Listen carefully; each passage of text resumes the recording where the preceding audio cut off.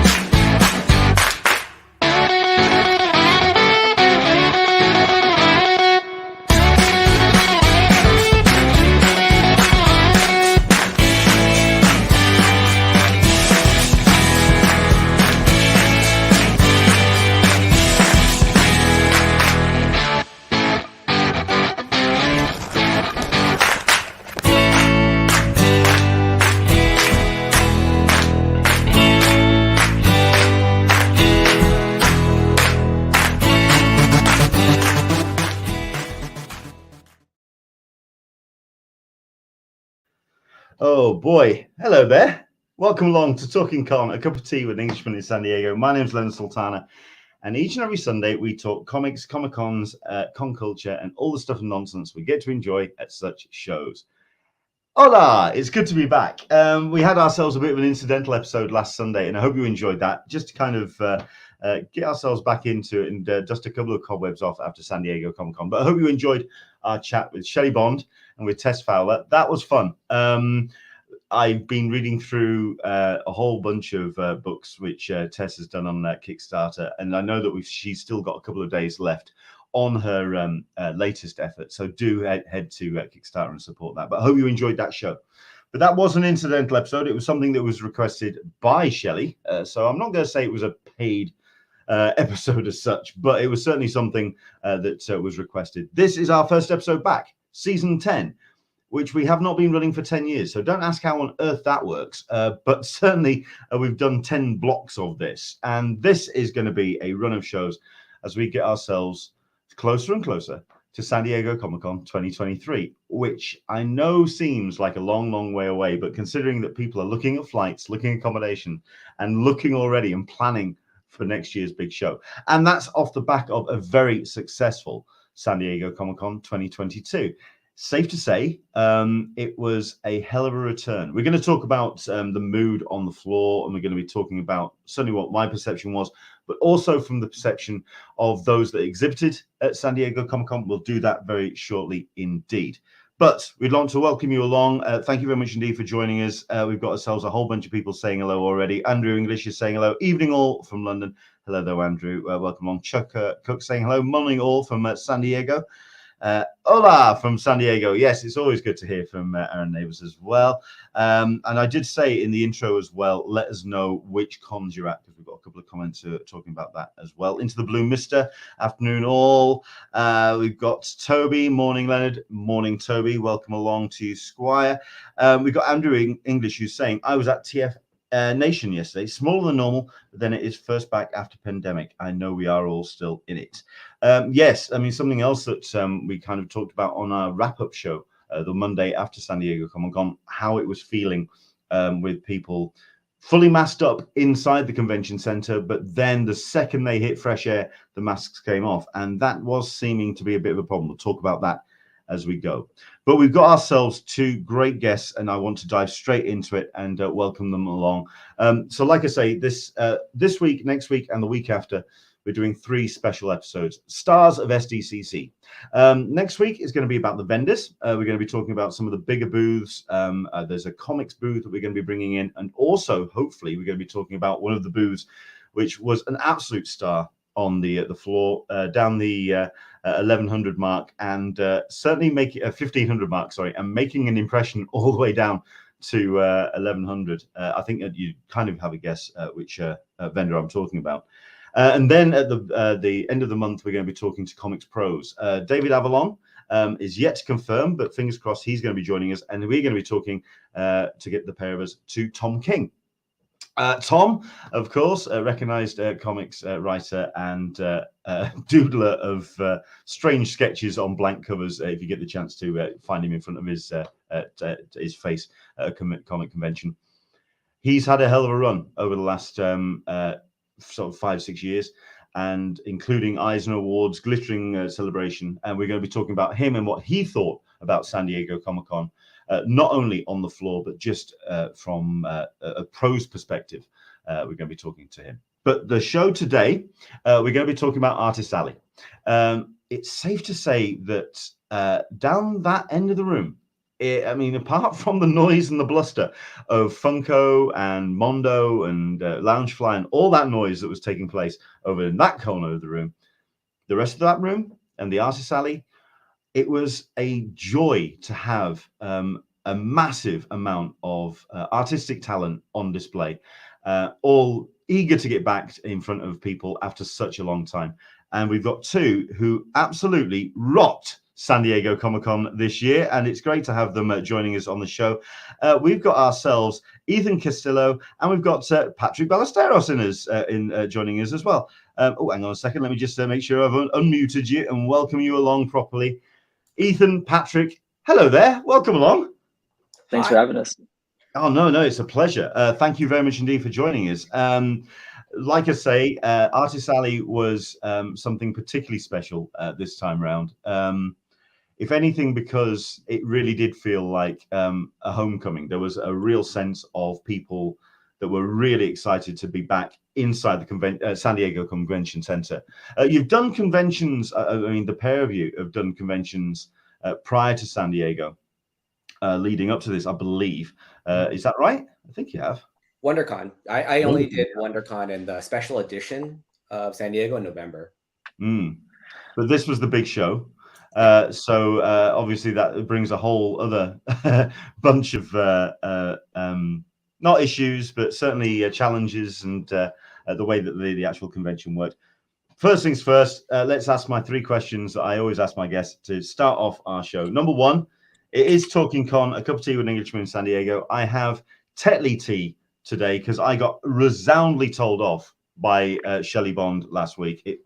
Because I was on Yorkshire tea and she said, no, Tetley's the only tea to go for. And I got shouted at. So no, I'm back on the Tetley tea.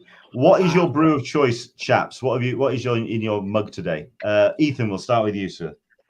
Yeah, I have I picked up coffee from my mom this morning. So I got myself a double chocolatey chip frappuccino. I don't really drink coffee or tea, so that's the thing.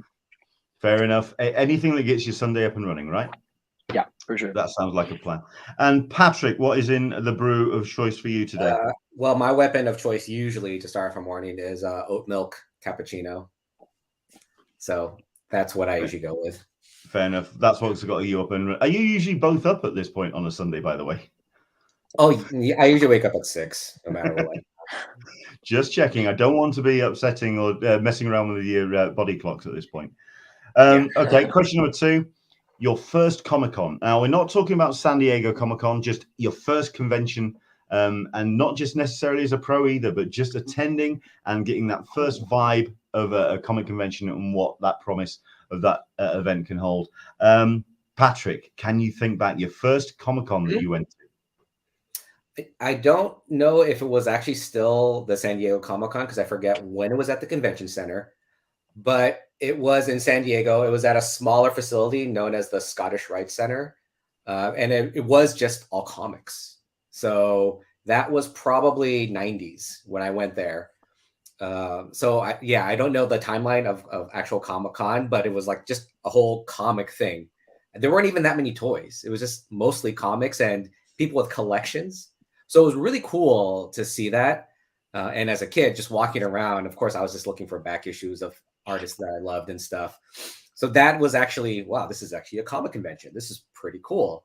And I just remember, if anything, just the smell of the comics, like newsprint mashed up with a little bit of dust that you shouldn't probably breathe, but I was mashed up with other, let's just say, odors around the room to give it that con experience. So that was, I think I got the full experience that day. You got the authentic straight out of the gate. Okay. I did. And yourself, Ethan, your first Comic-Con. What did that be? Yeah, I was trying to think back. I mean, like the first con that I exhibited at, I was 8. It was Big Wow Comic Fest. But the thing is, I had gone to other conventions before. My dad had taken me, I don't know what the actual first one is, but one of the first ones I do remember really clearly was like WonderCon when it was, I think it used to be in San Francisco, or downtown San Jose or something. And we used to go to that a lot. I think when I was 7 is when I remember going to those guys. Wow. Excellent stuff. And the last question I ask is, going to comic conventions, you do get the chance to meet your idols, meet your peers, and really kind of get face-to-face with those people who have inspired you over the years. Has there been any kind of wobbly knees moments, that moment where the brain just suddenly takes a left and you just kind of like are face-to-face with someone and you just start mumbling and speaking in tongues? Patrick, has there been a moment where you just kind of lost the plot? 2. First one, I was just a professional walking Comic-Con. And amazingly enough, Stanley was signing and they weren't charging. He was just signing. So you could walk up to him, just like 10 seconds, 5 seconds. But he had this magical charm of just making you feel welcome and warm, like that grandfather that just like, hey, okay, cool, signed it, left. And that was cool. I mean, I didn't have much time to talk, but that was super cool. The second one was the Game of Thrones actor that played Jaime Lannister, Nikolaj. Oh, yes. At a convention in Colombia. And since I was an featured artist there, I actually got to go back and talk to him, sit down for like 10 minutes. And I was just like, wow.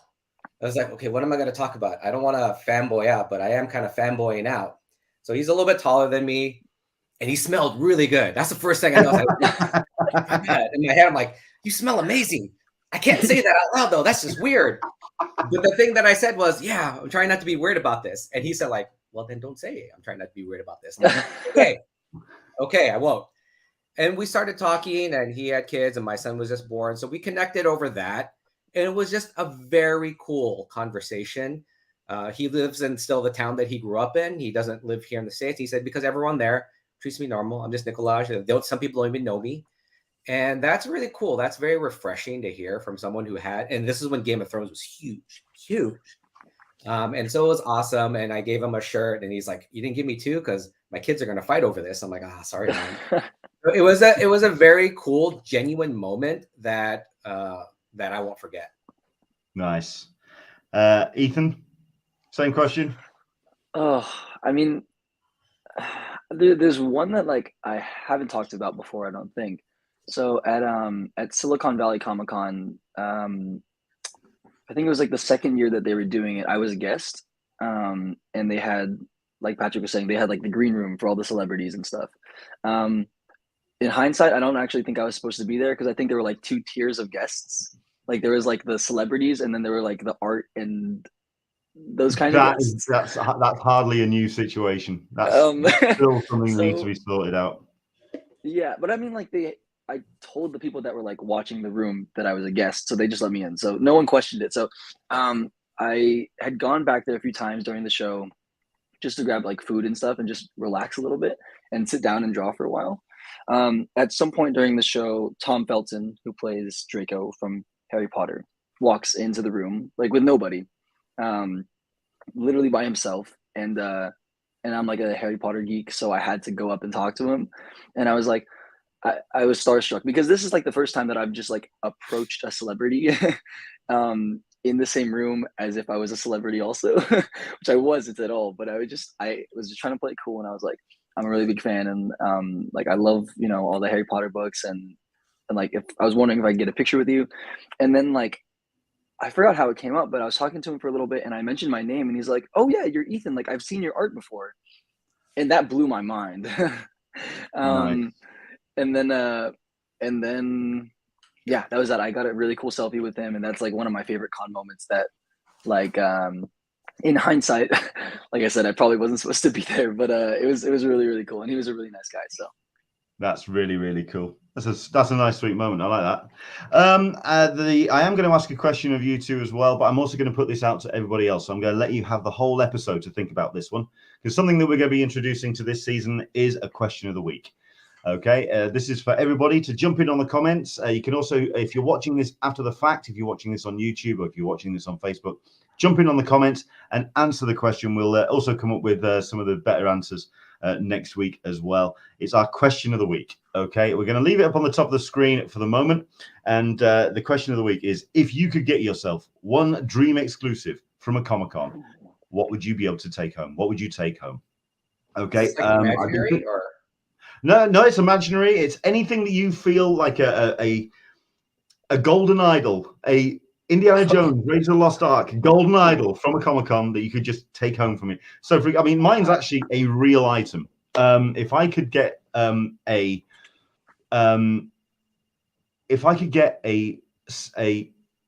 full sketch or a full art piece from Kim Jong-gi, okay, that's my thing. Because if I could get that from a Comic-Con, if I could take that home, I would probably just give up right there and then, and you wouldn't see me again. I'll So just be at home. I'll just stick it on the wall and go.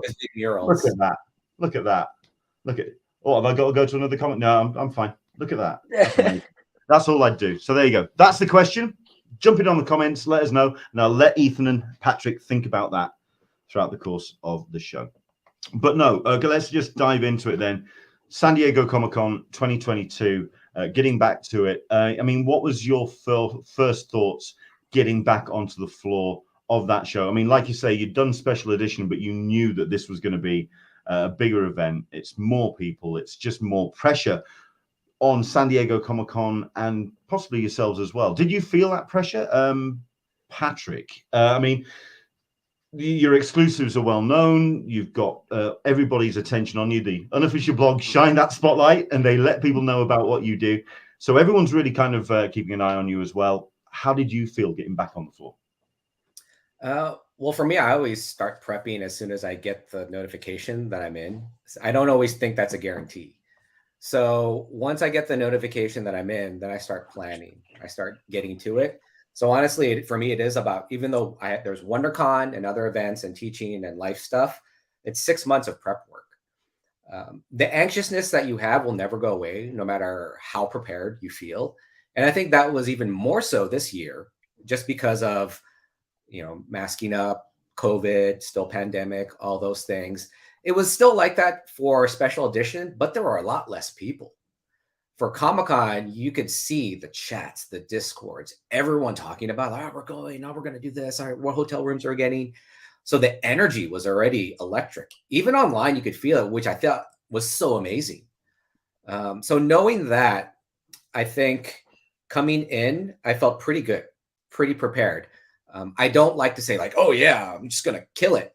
But I knew that I put everything into that show that I could. And that was my mentality, is like, and that was the mentality for 2019. If this is the last show that I do, I'm putting it all out there. I'm putting it all in. And 2019 was the last one for a couple of years. So it sucked, but that's why I don't want 2023. I'm still planning for it, but that's kind of my mentality, is just like, don't leave anything, because this is the big show. Don't leave anything on the table. Just go for it. Now, in regards to actually being there at the convention center, I felt good. I felt okay. Everyone was masking up. People were actually policing it there, in Artist Alley at least. And I didn't walk around too much except to take breaks, but you could feel the buzz and energy exponentially grow from online to in person within the alley. People walking around, people seeing each other that they haven't seen each other for a while. For me, one of the biggest things was just being able to see all the volunteers again, because you see the familiar faces, all of them, and I haven't seen those people in 3 years. So it is like the extended family saying, hey, welcome back, before the show even opens. You get to hang out, talk, chat, catch up with everyone, what everyone's up to. And I think having that back for each individual, each group, each pod that came back to San Diego after 3 years, that's what people were missing. All the cool artwork and stuff as well. But I think that's what people were missing. And then having that combined with just being prepared and just being able to get artwork out there via the blog and other social media outlets, it was just one of the best shows, honestly, that I've had in a while. So I think I answered your question. I don't know. I went around. My bad. Still there, Leonard? Uh-oh. You might have disappeared. So Ethan, how did you feel when you first came to Comic-Con? Yeah, I mean, I agree with all those things. I think the crazy thing for me is that, again, 3 years, I didn't do any cons during those 3 years. I did some online things, but I didn't do any in-person cons. And like, I mean, my pandemic was still pretty busy. I was playing club volleyball, and that took up a lot of time. And of course, everyone was being safe, but like, I kind of voluntarily took a little break from the comic convention thing, because I was doing some online ones, and then I was supposed to do Lightbox this year, or I guess last year. And like, I even had some panels lined up that I was supposed to do, and I got overwhelmed because I had I was graduating soon. Like, I had to finish up my junior year, and then I had to start applications for college. And so there was a big break where I was like, now we just wait till whatever in-person con happens, and then we just do our best. So when I learned that I was going to get to come back to Comic-Con, it was kind of scary for me, because I was like, I don't know, I don't remember how to do this well. But I mean, my family is the most supportive, and they were really, really, really great. And a lot of the art that I've been doing the last few years, I like knew that I was gonna make prints of them whenever I could. So I had things that I wanted to put out.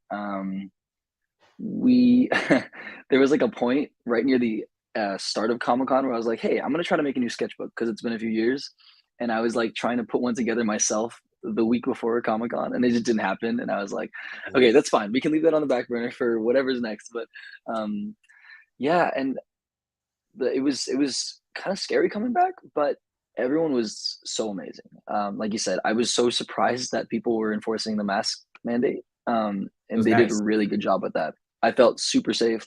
I was scared that it was going to be like awkward trying to recognize people when you can only see the half of their face, and I haven't seen them in 3 years. So that was fantastic. Like everyone was just there was, like you said, there was a really infectious energy that really helped carry me forward that weekend.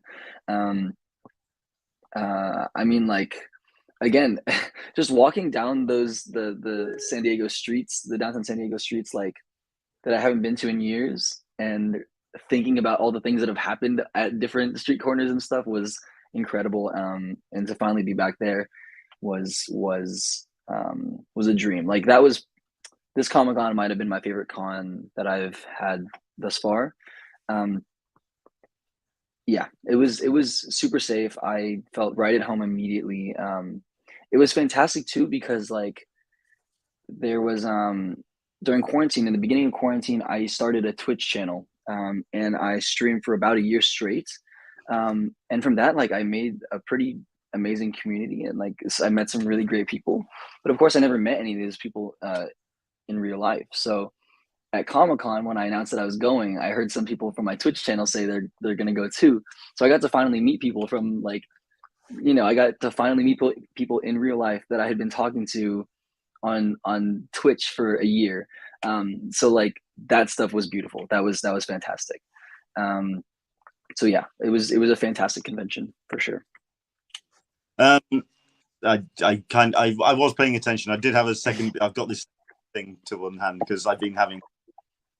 Trust me, as people have been commenting already, there is technical issues which will get sorted, but as we sort it. But no, I got the general the gist without being on screen, and I think certainly for myself, I mean, we're talking about the mask mandate as well and how safe we felt. It was the fact that everyone just kind of there was no real pushback to it, and I didn't feel any kind of energy where it felt really positive that people were all just coming together after all this time that they had been away from the convention. So it really did feel like people were kind of very accepting of the new situation. When it came to the energy, however, certainly on that first day, and I'd love to know what your both of you, what your thoughts are on this. It really did feel like there was this, not a sense of anticlimax, but it was like for the last 2 years, everyone was just going, I can't wait for the show. I can't wait for the show. I can't wait to get back to San Diego Comic-Con. And I'm vibrating with this deliberately. A real sense of that nervous energy. And then that first day, it's like, and we're here. No convention on the planet ever going to match up to that kind of anticipation. Did that make sense? I mean, Patrick, what did you think? Well, yeah, I think it's about that. The only thing I can think of that relates to that is when the next series of Star Wars movies came out in the 90s, and you're like, oh, gonna get it. And then you got like, okay, that was cool. All right, that's okay. That's kind of how I equate it to it. But then when you get rolling and you look back like, yo, I got to go back again. I got to watch that again. And that's why I felt like day 2 is like, all right, that's cool. That was good. Okay, let's go back. You start seeing like, no, this is good. We're back. And you start enjoying being in that moment.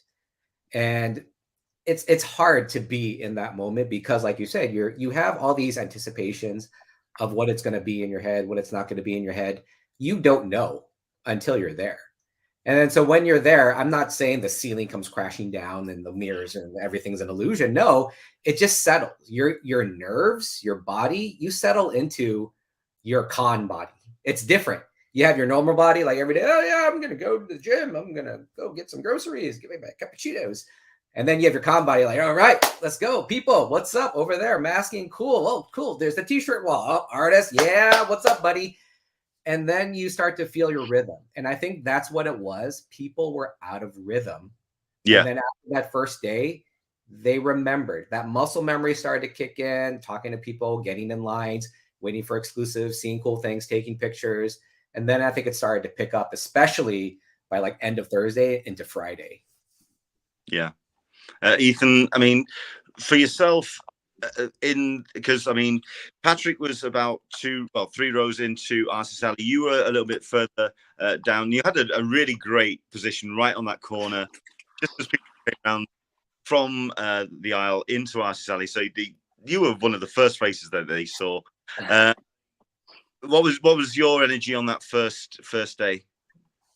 Yeah, I mean, it's kind of the same thing you guys were saying. I was a little taken aback by how not slow, but like how chill it was. Again, like we talked about, like I was expecting it to be this huge, this huge bum rush because that's how Comic Con normally is. But of course, it's a completely different circumstance. So the first day I think was really nice though because I kind of got to settle, like you guys were saying, and I got to relieve myself and just say like, okay, we're here now. We figure out how to get back into this mindset, and it kind of came naturally. But yeah, I agree with what Patrick was saying. Like the first day was a little bit calm. It was interesting to me because I always have these perceptions of what each day will be like, because for the last, for most of the Comic Cons, they follow a very specific pattern. It's like there's like the middle days that are the super busy ones, and you can always like prepare for those days. But this convention or this year didn't seem to follow that pattern. I kept expecting certain days to be so much faster, and then they just weren't. Like the last day for me was the busiest day, which is like never the case. And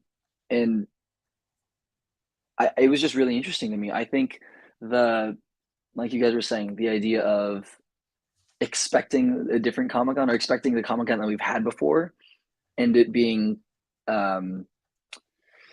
flip-flopped or the days being switched around was really interesting to me, and it was a really great learning experience because it showed me that you can't really expect stuff to happen, because then when I was just in the moment and I was like, wow, there are people here, and they're like, again, it was great to talk to people and meet a lot of new people, and then see some old friends. Like just settling in the moment was like incredible.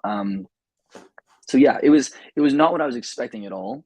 The order really changed, and it was really off-putting, but it was fantastic.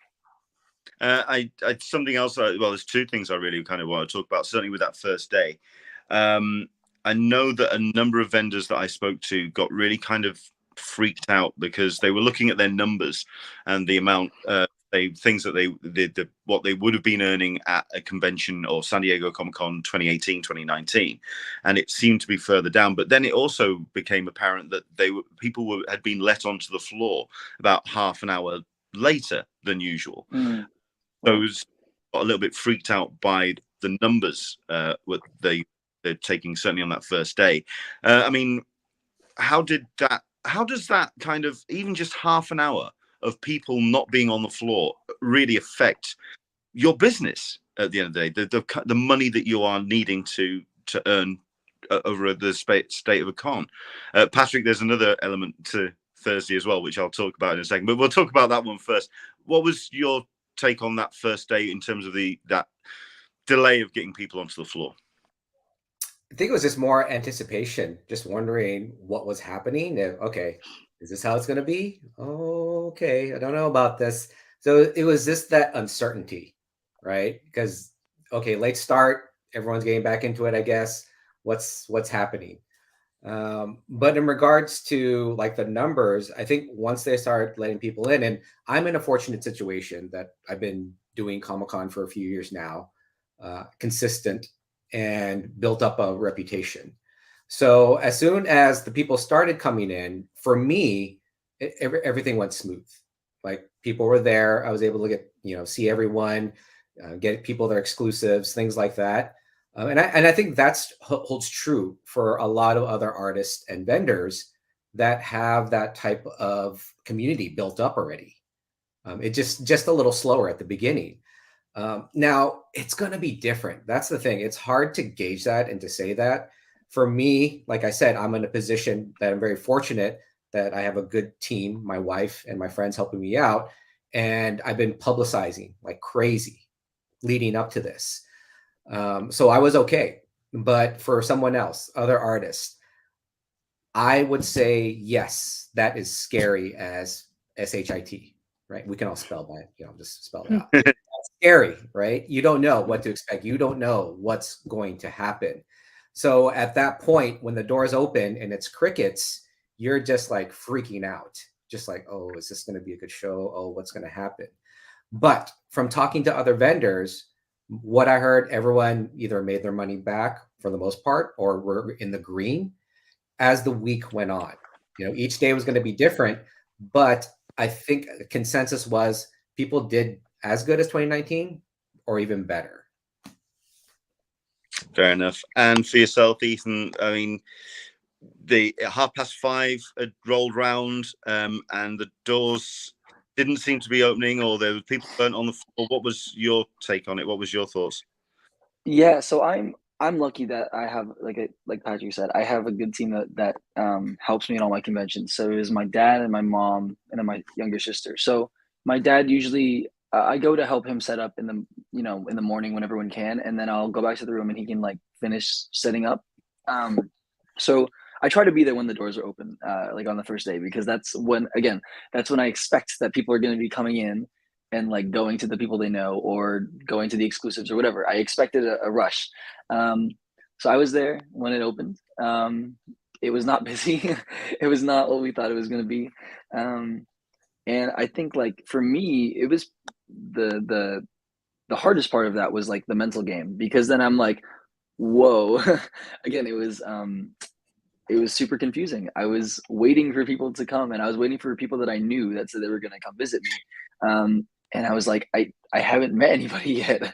And I don't like, I'm not really good with the timing and everything and the scheduling. So I like kind of forgot when the show was opening, and I kept asking my dad, like, aren't people supposed to be coming in right now? Like, I just didn't know what was happening. And luckily, as the day continued, I mean, again, people came out, half an hour later. So once people did start coming out, it was fantastic. But I mean, for myself, it was me struggling with like trying to get into my con body and trying to get into that mindset. And then I kept waiting for people so I could like test it out, so I could talk to people how we did, 2 years ago. So it was definitely a little bit tough. But like we said, the next few days, it really it was like a roller coaster. Like, I mean, there were some parts that it was really easy to ease into, and then there were some parts where I couldn't take breaks for hours just because we had people coming. Not that I needed to take breaks. I actually prefer to sit at my table than walk around and stuff. So, but yeah, like I said, it was a roller coaster that was not. It didn't have the twists and turns I was expecting at those times, but it was still amazing. It was still super fun. Fair enough. And the last thing I want to talk about Thursday then, and this is leading on to what you were saying, Ethan, about how people are excited to see you. I mean, the pair of you have got a hell of a fan base. You're both incredibly popular. I mean, we'll bring this comment up just to blow smoke up Ethan's ass for a second. Here we go. Solicitor Smeg, I'm convinced Ethan will be the big artist. The only downside is if he gets hired by DC, he won't be able to draw Spider-Man, and on that day, a single cheer will run down his cheek. Every time I came around, you were super busy, and it was a joy to see. It really was great to see that people were there to see you. Patrick, I'm going to have to tell you the story or tell the story, and I think you know this already. On the opening day, we went to yesterday's pins because I was picking up a t-shirt for a friend, at which point someone came past and they were holding the Mr. Williams Opus print that you had done for this year, and it was number 1, and it was something like it's 10 minutes into the actual booth, and she said, yeah, there was nobody at Patrick's table because everybody thought that it was going to be super busy. So they just will go somewhere else first, and then we'll come back to Patrick when it may have calmed down. But for the first 10 minutes or 5 minutes or so, apparently you kind of had a little bit of a quiet period there because people were just expecting it to be super busy at your booth. Is that right? Yeah, I mean, this was Thursday, right? Yeah, Thursday, I think it's the same thing as Wednesday. They might have opened up later again as well. So we're just standing there, and we saw some people trickle in, and I'm like, okay, they're going to Funko. They're going to Funkoville. That's cool. But it was like dead for a while, and I was just like, oh, all right, that's cool. Let's just roll with it. I was just talking to people, chatting. And then, yeah, like you said, there was only a couple people trickling in. Either they were in early or they were walking around or something. But yeah, we were able to talk to them, help them out, and then they just went on their merry way, got what they wanted, got their exclusives. I'm like, all right, cool. Thanks for dropping by. And then the storm came. So then the oh yeah, everybody just went, oh no, there's somewhere we need to go, and that was around. So yeah, talking about the exclusives and talking about the things that you had been putting out. Like I say, I mean, I've been incredibly blessed that Caroline, my wife, is a massive fan of yours and went to your booth to pick up some bits and pieces and picked up Mr. Williams' opus. And that is one of the cleverest ideas I've seen when it comes to exclusives. It's an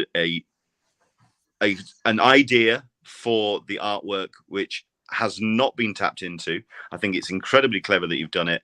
How has been the response to that? And also, what's been the response then to the other ideas that you thought of, you going to other composers and other music people to do artwork based around them?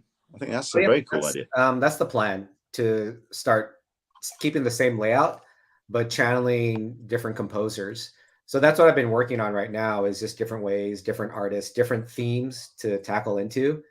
But to answer your first part, the response has been overwhelmingly awesome, just great, because I have gotten so many new people, new fans that have never seen my work before, but it's been like, oh, I'm a music teacher. Oh yeah, I'm actually a composer and I went to school. And oh yeah, I just saw your work because, I'm a musician too.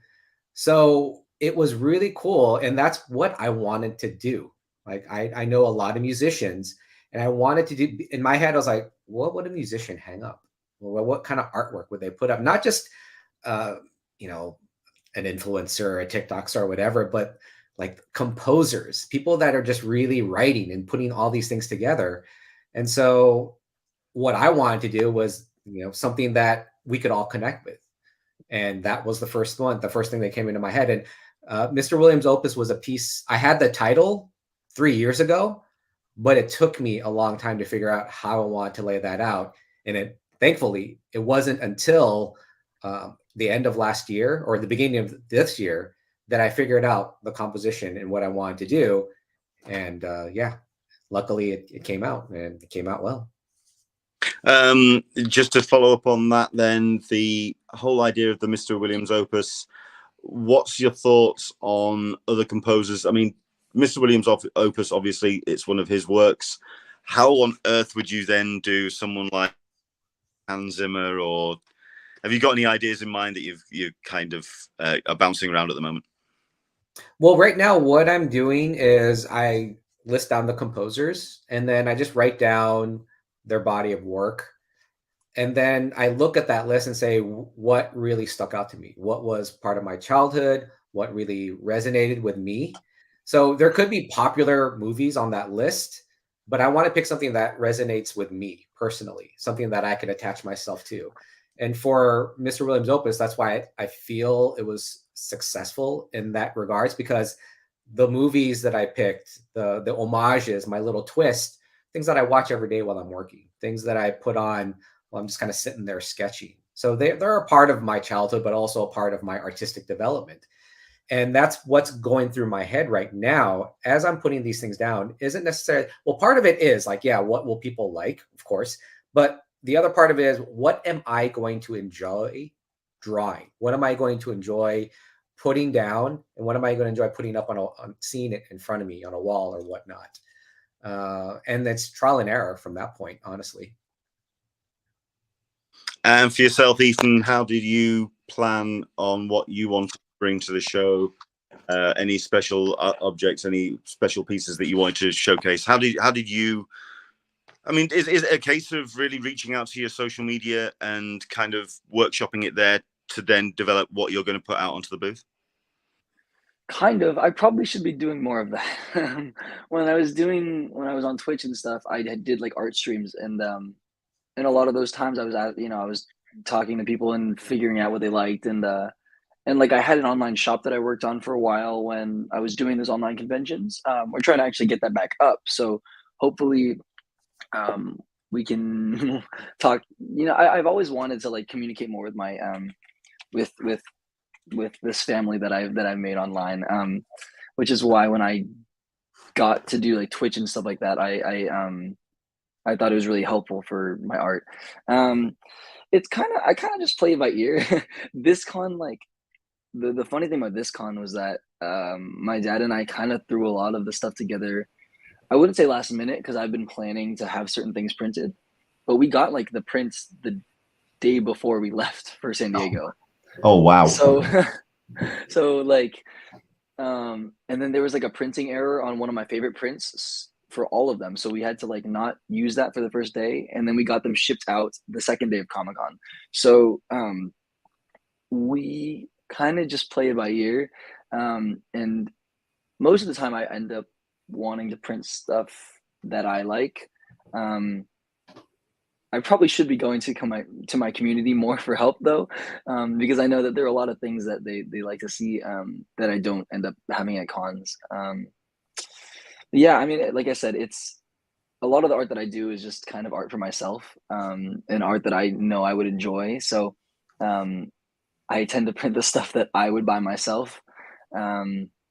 I don't know if that's counterintuitive or not. Sometimes it seems to work. So I think, if anything, it's you being honest about yourself and about what you feel your own taste is. Instead of, I mean, I don't know if Patrick wants to weigh in on this. In that, there is an element that you want to kind of serve the audience, but then you have to serve yourself. Surely that's the core of it. Patrick, what do you take on that? The thing that I tell, I usually say this once a term to my students, is create art, not content.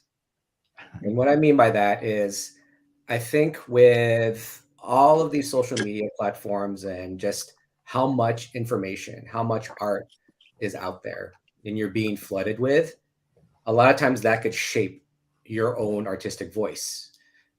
A lot of times in a good way, but a lot of times in a bad way. So my thing is, yeah, there are things that I create just for posting, just to get the algorithm, to beat it like that. But right now I haven't been posting at all. I posted maybe once or twice, and it's old stuff because I'm in the lab. I'm working some stuff out. I'm trying to figure it out. I'm putting up little drawings that may work, may not work. I'm doing the art, right? If I were posting all that, I think that's where I would be doing myself as a creative a disservice and just, now I'm going to put this up. No, now I'm going to put this up. And there are times where I've done that. It happens, please. No one is immune to that stuff. But after San Diego, this is usually a few months where I just take time to like, okay, what do I want to do? What do I want to work on? I'm going to take some time off teaching, maybe take some more classes for myself to see what else is out there, how other people see art and teach art. But I think that's the thing is, in between cons, you have to give yourself time to refuel. You have to give yourself time to fill up your creative tank, just get it back up a little bit. It's not going to happen right away. So right now I'm at like half and I'm still slowly filling it up. And for me, I know if I start posting again, I'm taking away from that tank and I'm emptying it again because it's not artwork anymore. It's just like, oh, I got to put it up for the grab. And everyone feels that pressure, which sucks. So if you're an artist doing cons or looking forward to cons, yes, there is the business aspect where you have to create art because that's what you're selling, but then you need to, and it's a necessary thing to carve out that time so that your creative juices can get going and you could start developing different ideas. And that's for me what happened with Mr. Williams' Opus. If I just churned it out, I would have come up with something so generic 3 years ago. I put that thing on the back burner, right? And then once it finally came, oh, shoot. I was going to say SHIT again. Just watching it. Here it is. Let's do this. And so, yeah, I will ask the fans every once in a while, what character would you like to see? Because I want to engage. I want to keep them involved. But then I also know that a lot of the people that follow me already have those similar interests in what I like doing and are following me for a reason. So the thing I told my wife, and she's like, you got to keep doing that too, is usually I'll do one piece that I know won't sell, but it's just my guilty pleasure. I'll just put it out there, and then I'll do like 4 to 5 where I know like, okay, that's going to be solid. That's going to be good. So I'll do one on Footloose, one on Big Trouble in Little China, one on these little niche movies that a lot of people love, but it's not mass appreciated, but I appreciate it. And I'll put it out there. And then those people will be like, oh my God, you did that. I like that too. Like, right. And that's where you make those true connections. And that's what makes it fun interacting with your audiences when you get to talk about that geeky stuff. Makes sense. Everybody, if you do want to jump in with any comments and questions, I do want to put them to the guys. We've got 1 or 2 already, but the question I want to, before I go to those, certainly the question that I wanted to talk about is about San Diego Comic-Con, and that the 2 years that it's been, 2-3 years it's been away. For me, I feel there was a little bit of a lost opportunity. We had 2 years where CCI could have taken stock and learned some lessons about, instead of just kind of, because I almost took the last 2 years, everyone seemed to feel it like a little bit like the blip from the MCU. Everyone just wanted to come straight back into it and just, the last 2 years didn't happen. Let's just come straight back into the convention. I think there's some things that they could have learned and changed for the better. Is there anything that you feel that CCI or that Comic-Con could have done better returning after these last couple of years? Maybe layout, maybe approachability, maybe, I don't know, any aspect of you as an exhibitor on the floor. I'll go with Patrick first on this one. I'll let Ethan have a bit of a think. Sorry, mate, I am throwing you under the bus. Patrick, it's all yours. What do you think? Anything that you feel that they could have just tweaked for the better? Well, I know Special Edition was supposed to be the test run to try and figure things out. One thing I did think they did better with were having more like of those check stations available and open. But I think even those became kind of a cluster of a mess as the day went on, especially if you were just an attendee and you had to wait in one of those lines. I saw that they were pretty intense and pretty insane. I think it was just communication, really. And it's hard because I know there's a lot of things going on behind the scenes that we do not see. There's so much, also in regards to like leadership changes and people that you knew that were there that you could always rely on to ask questions. Some of those people are now gone. You know, they've transitioned to other jobs or just moved on to other things. And I think not having some of those people to rely on as a vendor, that's the part where I'm like, okay, what's happening? What's gonna go on now? Or is everything still cool? Are we still okay? And so they did their best that they can to prepare us as vendors, letting us know about those things.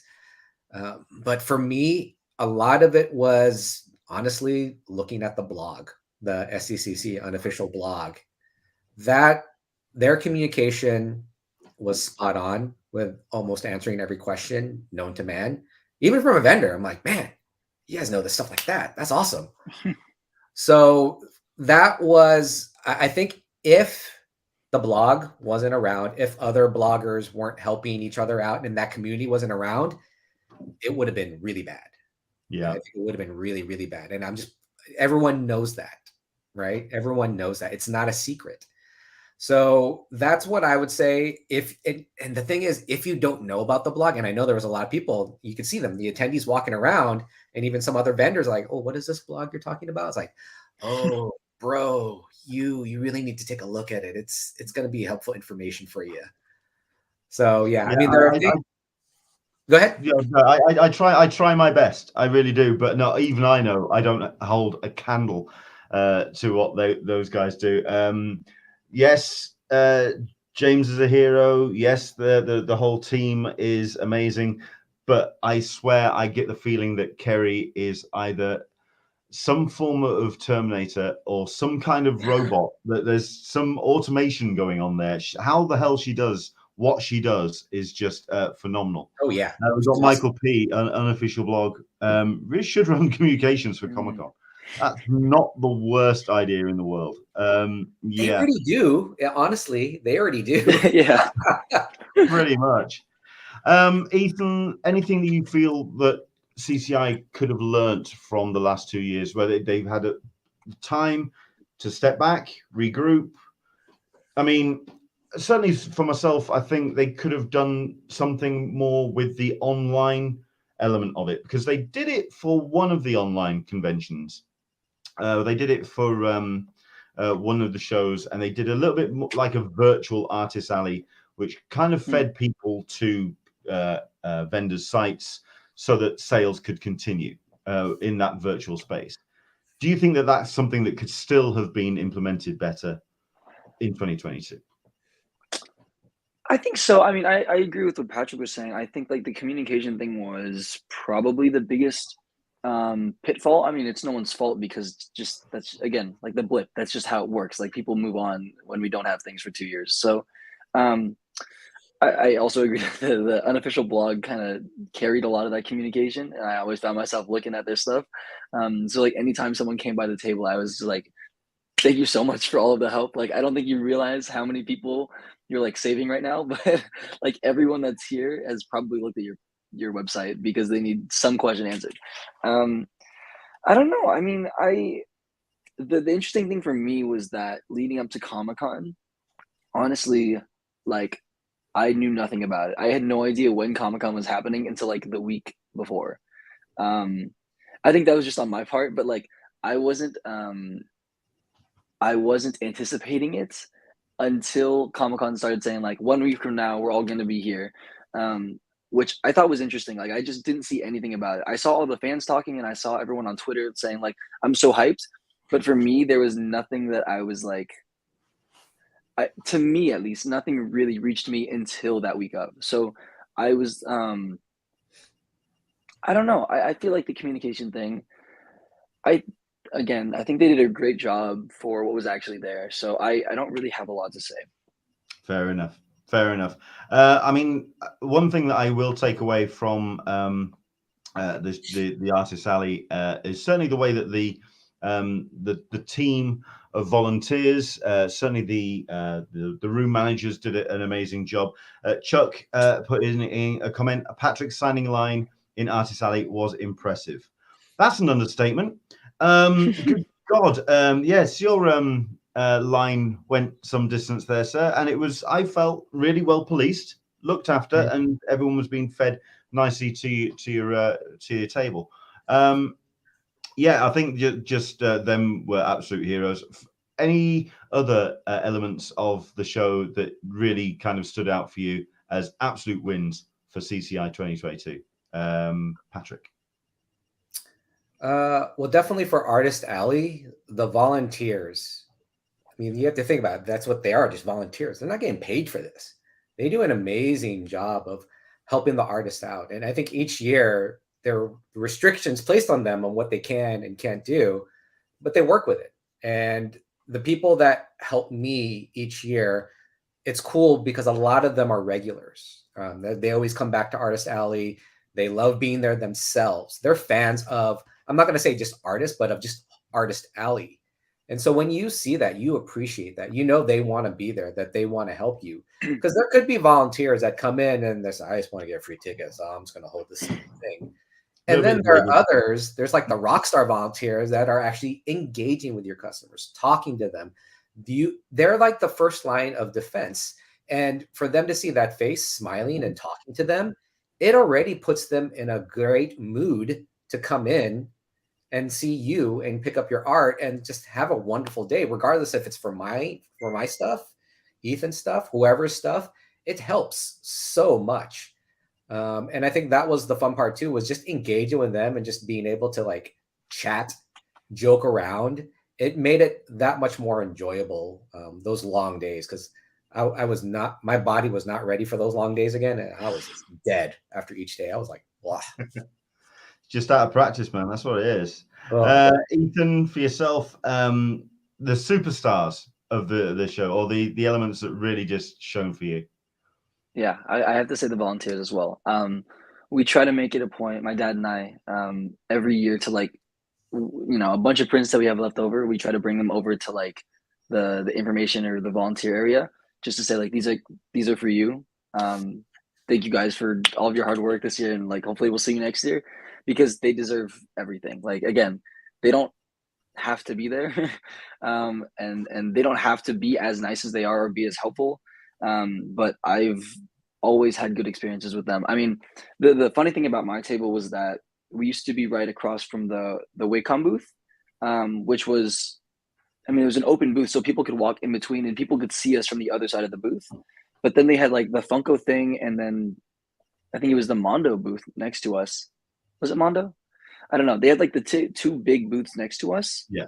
But they were like boxes. They were like closed off.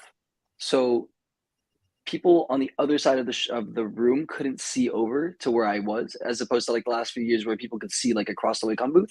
And like people would, you know, they would like sit against that box and just take up space in the walkway. And like the volunteers were incredible about making sure that people weren't doing that, because then they're just crowding everyone from getting in and out of Artist Alley. And you know, there were some people that were just the volunteers were just waiting there, and then some people would come over, and then I talked to them for a little bit. So there were some really great interactions, and those people are always the best. I never have they've never not been helpful for me. Excellent stuff. We've got a couple of comments which we've got coming in. It's mostly comments more than anything, rather than questions. We've got Tisha Miller. I discovered Patrick volunteering in his line. He now takes half of my paycheck. Hi, Tish. Yes, my wife can certainly equate to that one, because we usually have a budget each day, and that budget usually gets blown on the first day when she swings past Patrick's table. Thanks for that. We've got Karma Savage as well, saying hello. Oh, Ethan is all grown up now. He was like 8 years old when I first visited a booth at SDCC. Yeah, I mean, San Diego Comic Con's a kind of show that you've grown up, and your art has developed over the years. Ethan, how's that felt? I mean, thinking back to those first shows that you attended and how your art were and how you were then, as also as an exhibitor, you know, that sort of like selling yourself and putting yourself forward. How do you see yourself looking back now? Yeah, it's crazy. So I just turned 18 3 days ago. I started doing comic conventions when I Happy birthday. Yeah. Thank you. I mean, I started comic conventions when I was 8. So I'm coming up on 10 years. Like this next batch of conventions will be my 10 years, which is insane. It's crazy to think about. Yeah, I mean, I'm literally, today is my last day in town. I'm driving to LA tomorrow to go to college. So it's crazy. And again, getting to see people that that have known me since I was 8 has been insane. And I mean, the last 3 years has been a crazy period. I like went to my first prom, and then I applied for college, and then I got into college, and now I'm moving away. Like, so much has happened in that little period, and getting to see people again and fill them in and be like, dude, like so much has happened. It's crazy. So yeah, it's been crazy. And I like to think that I'm pretty similar to how I was when I was a kid. You know, I'm just a little bit taller, but just a tiny bit taller. But yeah, no, I mean, it's been amazing. And again, this convention was so much fun because there were people that I haven't seen since, you know, even before those 3 years. So it was I'm always gonna miss that. Of course, hopefully I get to come back for Comic-Con next year. Yeah, it's crazy. I can't believe I'm coming up on 10 years. Wow. It just doesn't make sense to me, but yeah. Wow. Well, I mean, first and foremost, congratulations on college. Happy birthday to you. Thank you. I appreciate that. Yeah, it's just, well, it has just been amazing to watch you and your it's sort of like the evolution of your con journey. It's just been great to watch, and also see your art absolutely develop over the years as well. We'll kind of wrap up on just our question of the week of what could you get yourself one dream exclusive from a Comic-Con? What would you take home? But before we do that, just the question to the pair of you about next year, 2023. Obviously, this has been a year which people have gotten back into the swing of things. They've kind of worked out the kinks a bit of those couple of years away. Are you starting to think about San Diego Comic-Con 2023 already, or are you taking a bit of time before all the prep for that kicks in? Patrick, you are muted, sir. There we go. I think you muted yourself. Hi. Never mind. Hi. Good to hear you. Yes. No, I have been planning things out, working on new series, at least writing things down, testing things out.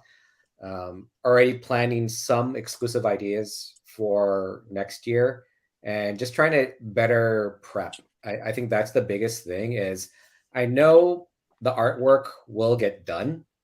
Now it's mainly for me thinking about the prep, the organization. And I think each year I try to bring something new to that organization so that my team, my wife, everyone has an easier time doing that. But for the artwork, I wouldn't say anything is concrete, but definitely from now until December, that's where I'm playing around with all these different ideas. And then I'll test it out. I'll test a few out probably at Designer Con in November. That's the next convention I'm at. And then once I get the notification you're in San Diego, then that's when I'm full steam ahead. But until then, just taking it easy. Sure.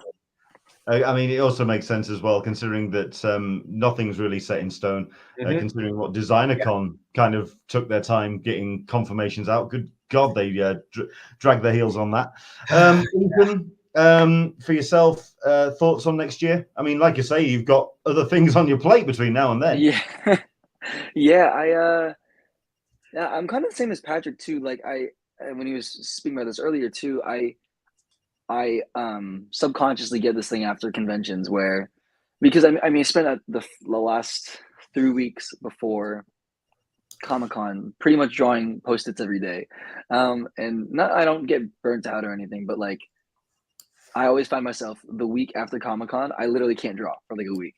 I can't make myself do it. It just doesn't work. So, I mean, I was lucky my family got to go down to this beach we like in LA for a few days after Comic-Con, and I literally spent that entire week just reading and again, I didn't draw at all.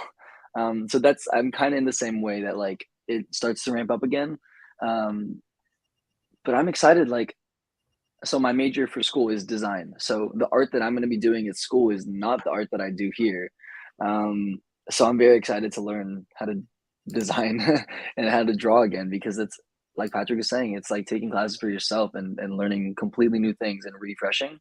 So yeah, I didn't realize how well the timing was going to work, but it kind of works out perfectly. I had my break, the last few years, and then kind of been ramping up to Comic-Con. Comic-Con was a success, and I had a great time. And now we slow down a little bit, and then we just start to figure stuff out again. So, yeah, no, I'm super excited. And in terms of the convention, I really hope I get to come back. I've been really lucky the last few years that I've been in the same spot too. And that I've gotten to be in Artist Alley and be around such great people. So, if I can come back, then of course I will do everything in my power to make that, make that a success and get to meet all of the fantastic people that I've been very lucky to have around me. Fantastic. I mean, we've also got a comment here, Solicitor Smeg, party at Ethan's dorm. So you better be ready to host that one, because we've got a lot of people that would be liking to come round and celebrate with you. But, if your mom's right there, I know she's shaking her head right now. You better come after you. She's probably watching the thing right now. Yeah. You better watch out, man. That's funny. Okay, the question of the week then. What could you get yourself one dream exclusive from a Comic-Con? What would you take home? Let's go through a couple of comments, but first, before we go to Patrick and Ethan, we have ourselves Chuck, an original Sandman cover art by Dave McKean. Yeah, that would be something to take home. I mean, even perhaps that the souvenir guide cover. If you could get yourself that and take it home, you'd be very happy for to stick that on the wall somewhere. Toby, my con exclusive would be a meet and greet with George Lucas and get his signature on something Star Wars related. Getting George Lucas to San Diego Comic-Con or a Comic-Con would be a neat trick other than Star Wars Celebration. But hey, this is what it's all about. It's about that dream exclusive. Absolutely. Into the Blue Mister, I think most people would be happy with the page of original artwork or sketch. It'd be hard choosing from Eisner, Miller, and Boland, but I would have to go with Jack Kirby. Nice shout there. Excellent stuff. Well done. And I think that's where we are so far. Guys, so here we go. You've had a bit of time to think about it. Your dream exclusive from a Comic-Con, what would you take home? It doesn't even have to be a bit of art. It can be from another vendor. It could be somewhere else on the floor. A dream exclusive, what would you take home? Patrick, go on then. It's all yours. See, I'm going to give you more time, Ethan. I'll talk slow. I'm going to talk very slow. I have an answer. Okay. So by some magician miracle way, a company would know every toy figure that I had in my childhood, specifically from the 80s. And at their booth, they would have each of those figures done so that I can go and pick up a whole set of them. So this is ranging from He-Man characters to, I'm going to go old school, Visionaries, Cops, Mask, of course, some G.I. Joe, but definitely Thundercats. And I think one was like Centurions. That was another one. So all of those just like remade. And Super 7 does a lot of those, but I want like the legit, like the sizes, the thumbs that would break off by accident. Just give me that all again. I'll take that. So that would be my dream exclusive, a whole box set of those. Just picking it up. Don't have to wait in line. Just be like, oh, thank you. And walk away. An 80s vintage box set of the toys that we've lost over the years. I think what I'll do is I'll be clipping this. I'll send it out to Mattel. We'll get that sorted for next year for you, sir. No worries. Should it? That'd be awesome. Ethan, yeah, the dream exclusive from Comic-Con. What would you take home? Okay, well, I have like two answers because I was thinking about it, and I actually do think I have my dream exclusive from a Comic-Con. So a short tale really quick if we have time. When it was one of my first comic conventions, or yeah, I think it might have been my first or second Comic-Con. My dad and I went out to San Diego. I was wearing a Spider-Man outfit. I think I was 7 or 8. And I think it was around 2013 or 14. It was right before The Amazing Spider-Man 2 was coming out. And Lego announced that they were doing an exclusive Amazing Spider-Man 2 minifigure. And I mean, again, those Lego minifigures are like, you know, the ones that go for thousands of dollars or, you know, hundreds of thousands of dollars, and you have to wait in line for hours. And I didn't understand that's how it worked. Oh yeah, exactly. So One of those. yeah, so I didn't understand like how that whole process worked. I didn't know that it's like Hall H. I didn't know people waited in line for however long, and I didn't realize that it was like a lottery and stuff. But of course, you know me, I'm the biggest Spider-Man fan. So I told my dad, I was like, hey, let's do this. Like, I want to win this, or I want to get this. And he had to explain to me that that's not how it really works. Like, we can wait in line, but you're going to be waiting in line for upwards of 3 hours for a thing that you have a very low chance of getting. But then I was like, I just want a chance. Like, come on, just let me try this. And I was like crying. Like I was really trying hard to convince him. I was like, just let me do this. Come on. And then he's like, sure, if you want to, we'll do it. Because of course he doesn't want me to like wait in line and then I don't get it. Because that would suck for me, because I wouldn't understand. There was no situation in my head where I wasn't gonna get it, even though that's not really how it works. So we waited in line. I remember waiting in line, and I was really bored for the 4 hours or whatever that we waited in line. And we got our ticket, and whatever happened. We had to wait for a while. And it like this allotted time slot, you would go back to the Marvel booth, and on the screen they would have the numbers that won. And I remember the numbers that won, there was like a range from, I don't know, like 1100 whatever to like, I don't know. There was a number range. The number on my ticket was the first number. Like literally the number that starts the range was my ticket number. If I had gone one number below it, I would not have gotten the Lego. But it was my number. So I actually have it. Let me see if I can grab it really quick. Where is it? I think it's in here. I have this like fake English dictionary that's not a real book. Here it is, and it's locked away. So I have this Amazing Spider-Man 2 figure from 2014 Comic-Con. that by some miracle I was the number that started that. And it was 2013. It says here. But yeah, so that is literally one of my favorite. That probably is my favorite convention memory because by somehow I won it and I still have it, and it is one of my favorite stories to tell because I don't know how that worked, but it did, and I still have it, and it is one of my favorite things I own. So that is my dream exclusive. He doesn't have to keep dreaming. He's got it. He's living the dream. It's fantastic. Thank you very much indeed for sharing the story, Karma Savage. Now that is a Comic-Con Lego exclusive story. Absolutely. Also, Patrick, as well, you have been told to head by Now or Never Comics and look through the cases upstairs. Yes, I will back him up on that. No, I've been there. You've seen upstairs. You know what to expect. Absolutely fantastic. Right, so there you go. Thank you very much indeed to everybody who jumped in with a comment. We'll have another question of the week next week. But that's us for this. Thank you very much indeed for joining us for episode 1. This has been our Stars of Comic-Con, Stars of SDCC episode number 1 for Artist Alley. And I'd like to thank Patrick Ballesteros and I'd like to thank Ethan Castillo for joining us. Patrick, Ethan, if you could share with us where your next convention is going to be or what your next plans are for conventions. Not for yourself, Ethan, obviously, because you've got other things. You've got other things to do.